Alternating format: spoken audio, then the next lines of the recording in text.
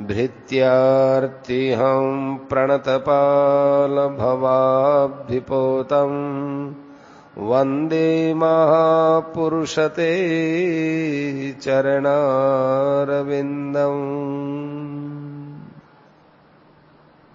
लंबा लेख है, अपनी राम कथा थोड़ी सी की है, इसमें समय लगे कोई बात नहीं। प्रतिक्षण समय बीतता जा रहा है, जो समय चला जाता है वो लौटकर नहीं आता है। जितनी आयु हमारी चली गई वो लाखों रुपया खर्च करने पर भी वापस नहीं आ सकती।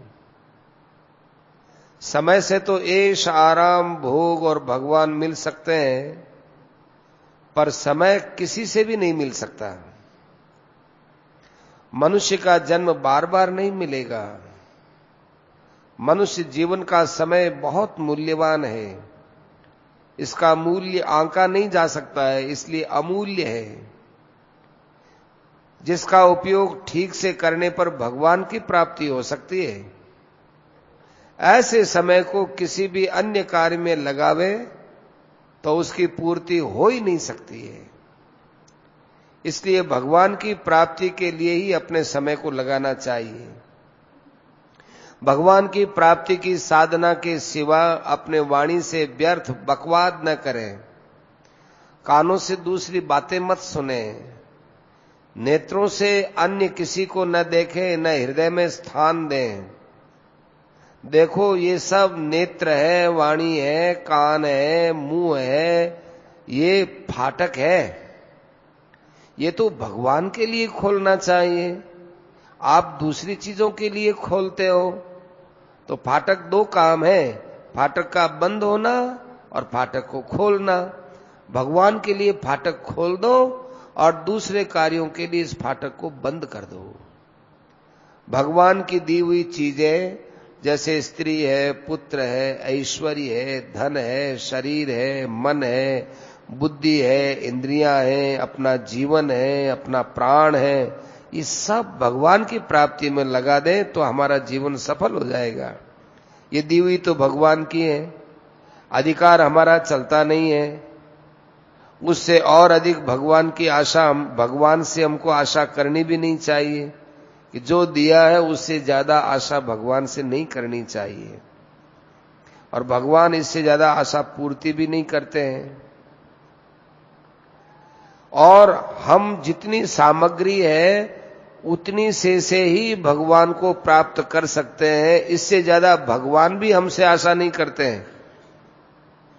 भगवान कहते हैं जो तेरे अधिकार में है वह सब तू मुझे अर्पण कर दे। इसके बाद क्या होगा वो मैं जानू, मेरा काम जाने। जैसे कोई आदमी कहता है आओ नौका में बैठ जाओ, मैं तुमको पार्क ले जाऊंगा, तो नौका में बैठ गए। अब वो नौका को कैसे खिवाता है, कैसे चलाता है, ये अपनी जिम्मेदारी थोड़ी है, वो नौका वाला जाने। इकरार तो यह है कि सब का सब भगवान के अर्पण कर देवे, पर हमें ऐसा विश्वास है कि कहीं इसमें त्रुटि रह जाए तो उसकी पूर्ति कैसे होगी, कहीं भगवान नाराज तो नहीं हो जाएंगे। अरे ऐसी बात नहीं, भगवान कोई पराये नहीं है, भगवान तो अपने ही हैं। उसकी पूर्ति कोई त्रुटि रह जाए उसकी पूर्ति भगवान करते हैं, मदद करते हैं, सहायता करते हैं। इसे एक कहानी से समझो। एक सज्जन किसी धनी महाजन से 10,000 रुपए ऋण के रूप में लाए और व्यापार किया। उसमें घाटा लग गया। 5,000 रुपए तो उस घाटे में प्राप्त हो गए, समाप्त हो गए। अब 5,000 रुपए बचे। महाजन को जब मालूम हुआ कि 5,000 रुपए तो समाप्त हो गए और अब इसके पास 5,000 रुपए बचे हैं, तो उन्होंने उसको अपने विश्वासी आदमी के द्वारा कहलवा दिया कि तुम चिंता मत करना, तुम्हारे पास जो रुपए बचे हैं बस उनको तुम दे दो, तुम्हारा खाता चुकत कर देंगे, तुम्हें ऋण से मुक्त कर देंगे। तो उसके पास, बेचारे के पास 5,000 रुपया बचा। 5,000 रुपया तो घाटा लग गया। वो सच्चे दिल से आया और ले जाकर के उस महाजन को 5,000 रुपये सुपुर्द कर दिए। जितने और पास में सब दे दिए, और घर में पड़ा कपड़ा, बर्तन और दुकान में सामान वो भी ला करके दे दिया। 5,000 रुपये की पूर्ति हो गई, 5,000 रुपये बाकी रह गए। तो महाजन ने कहा कि हम तुम्हें 10,000 की फाड़कती देते हैं। फाड़कती माने ऋण मुक्ति, अर्थात तुम्हारा ऋण मुक्त हो गया, अर्थात तुम्हारा खाता चूकता हो गया। यह सुनते ही वो ऋण लेने वाला आदमी रोने लग गया। उसने कहा कि सेठ जी, हम कोई 5,000 रुपये आपसे माफ कराना थोड़ी चाहते थे।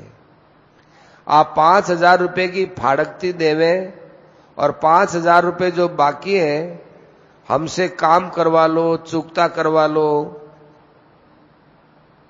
हमारी स्त्री है, हमारा लड़का है और मैं खुद हूं, हमको कहीं बाजार में बेच दो, कहीं काम धंधे में लगा दो। हम सबके खाने के अतिरिक्त जो कुछ हमको मिलेगा सब आपको देते रहेंगे, जमा करा देंगे। हमको फिर पैसा रख करके करना क्या है। तब महाजन ने 5,000 रुपये उसके ऋण के पेटे जमा कर लिए और 5,000 रुपये उसके नामे रख दिए। अब उसने कहा कि इन 5,000 रुपयों की आप रजिस्ट्री करा लो, मेरे घर की रजिस्ट्री करा लो, फिर मैं पास में रुपया होने पर ना नहीं कर सकूंगा, नहीं तो क्या पता मैं ना कर दूं। आज तो मन ठीक है, कल मन खराब हो जाए, क्योंकि इस मन का भी तो भरोसा नहीं है, ये कब किस समय हमसे बदल जाए कुछ पता नहीं है। तब उस सेठ ने कहा, अरे जिसकी ऐसी नीयत है उसके लिए तो कोई रुपए की चिंता की बात ही नहीं है। खूब सोच विचार करके उसने कहा कि देखो, तुम एक काम करो, हम तुम्हें एक दुकान खुलवा देते हैं। वो बोला, दुकान तो आपके पास पैसा है सेठ जी, खुलवा दोगे, किंतु यदि उसमें फिर घाटा लगेगा तो फिर मेरा काला मुंह हो जाएगा, मैं कहां जाऊंगा। 5,000 रुपये मेरे सिर वाले तो अभी उतरे ही नहीं, और नई दुकान लगा दोगे, घाटा हो जाएगा तो मेरे पर कितना ऋण चढ़ जाएगा, वो तो मेरे बेटों से पोतों से भी नहीं उतरेगा।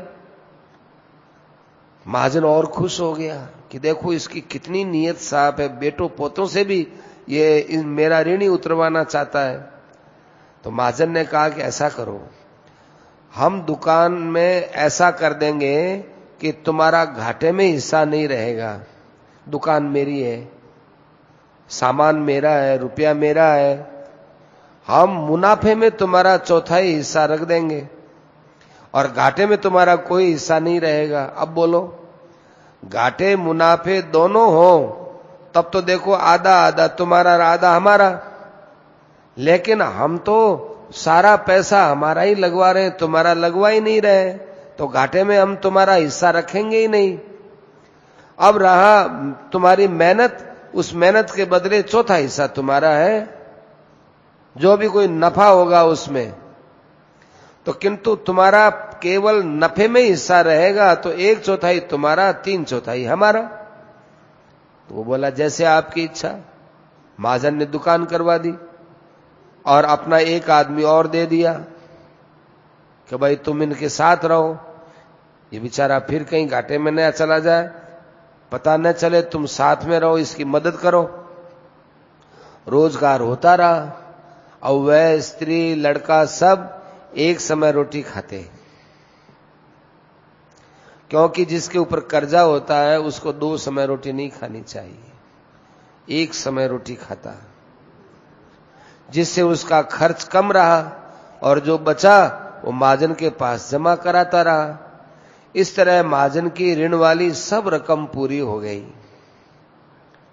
और धीरे धीरे उसका व्यापार भी अच्छा, ठीक चौथाई हिस्से में अच्छा मिलने लग गया। एक तरफ तो ये बात है। उसी गांव में एक बेईमान आदमी था